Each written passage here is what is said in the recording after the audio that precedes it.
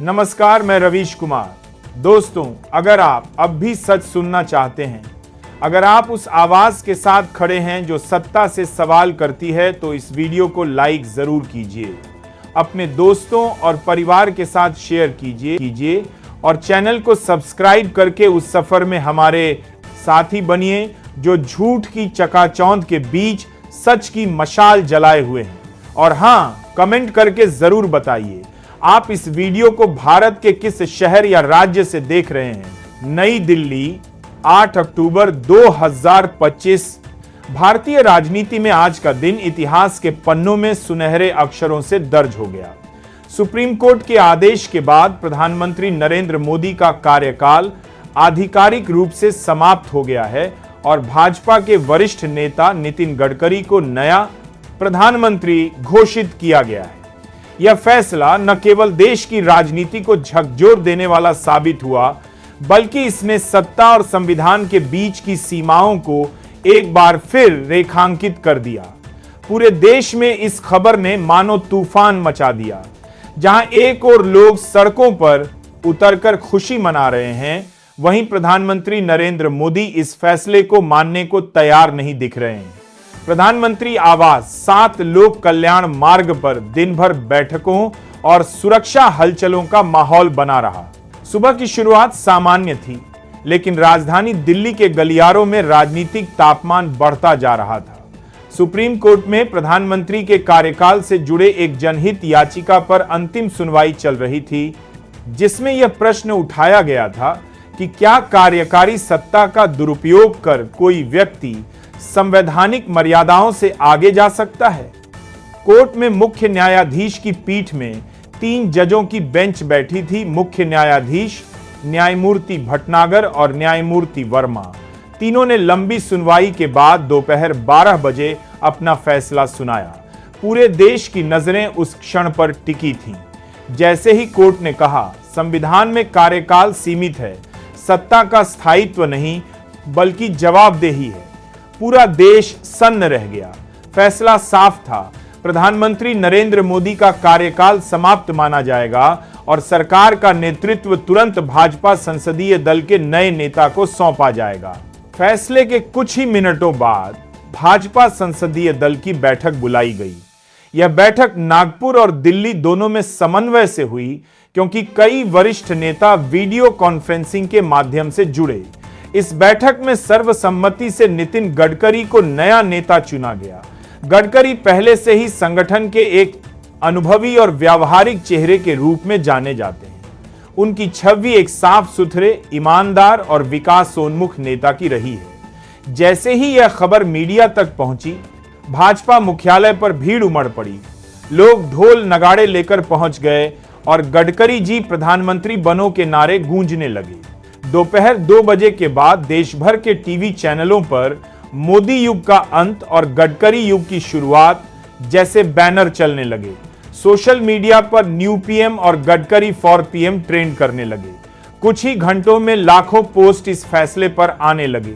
कुछ मोदी के बीच में हमें भी मोदी युग का अंत, जीपे कार आप अपना हाथ दी, दोनों के बारे बुरी बात समर्थन में, तो कुछ इस बदलाव का स्वागत करते हुए।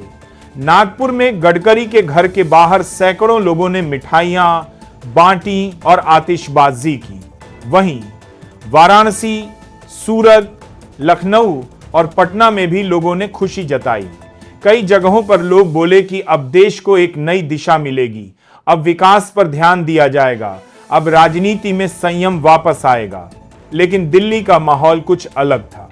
प्रधानमंत्री आवास के बाहर सुरक्षा बढ़ा दी गई थी।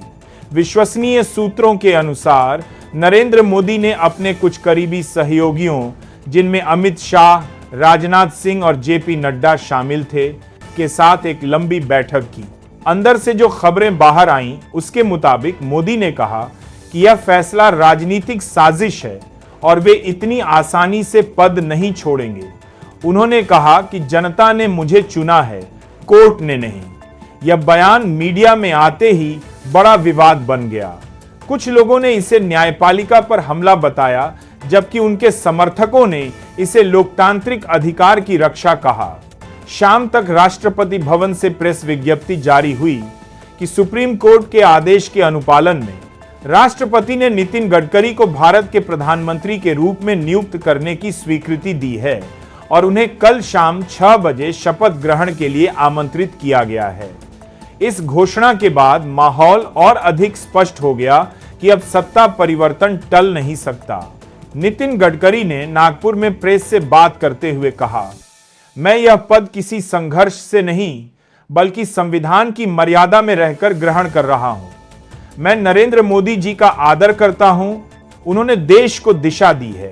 अब हमारा कर्तव्य है कि हम उस दिशा को और व्यापक दृष्टिकोण से आगे बढ़ाएं। उनके इस बयान ने राजनीतिक परिपक्वता की झलक दी और कई विपक्षी नेताओं ने भी इस संतुलित प्रतिक्रिया की सराहना की। कांग्रेस नेता राहुल गांधी ने ट्वीट किया, संविधान की जीत हुई है, लोकतंत्र की आत्मा जिंदा है, शुभकामनाएं गडकरी जी को।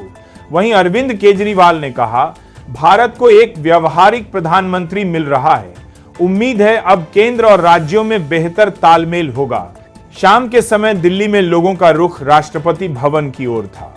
खबर थी कि वहां तैयारियां शुरू हो गई हैं, सड़कों पर सुरक्षा बढ़ा दी गई थी। वहीं भाजपा कार्यालय में भारी भीड़ जमा थी।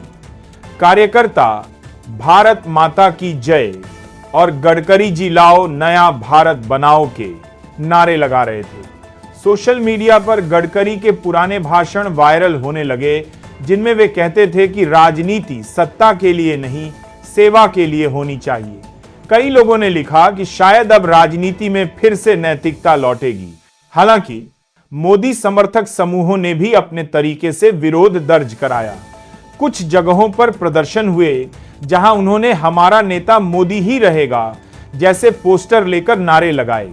गुजरात और उत्तर प्रदेश में कुछ स्थानों पर हल्की झड़पों की खबरें भी आईं, लेकिन प्रशासन ने तुरंत स्थिति को काबू में ले लिया। सुरक्षा एजेंसियों ने प्रधानमंत्री आवास के आसपास अतिरिक्त बाड़े लगाए और केवल सीमित लोगों की आवाजाही की अनुमति दी गई।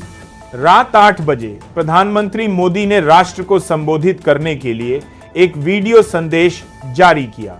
उन्होंने कहा, मैं इस देश की जनता का सेवक हूं और रहूंगा। मैं न्यायपालिका का सम्मान करता हूं, लेकिन यह फैसला जनता की भावनाओं के अनुरूप नहीं है। फिर भी मैं संविधान की गरिमा को बनाए रखते हुए आगे का निर्णय लूंगा। उनके इस भाषण के बाद माहौल थोड़ा शांत हुआ, लेकिन यह भी स्पष्ट हो गया कि मोदी इस परिवर्तन को मन से स्वीकार नहीं कर पाए हैं। तो दोस्तों, अब इस वीडियो के बारे में आप लोगों की क्या राय है, हमें कमेंट बॉक्स में कमेंट करके जरूर बताना। और हां, हमारी इस वीडियो को आप देश के किस राज्य और किस जिले से देख रहे हैं, यह हमें जरूर बताना, क्योंकि जब हम आप लोगों की कमेंट्स पढ़ते हैं तो हमें बहुत अच्छा लगता है। इसीलिए कमेंट जरूर करें और अभी तक चैनल को सब्सक्राइब नहीं किया तो चैनल को जरूर सब्सक्राइब करें। धन्यवाद।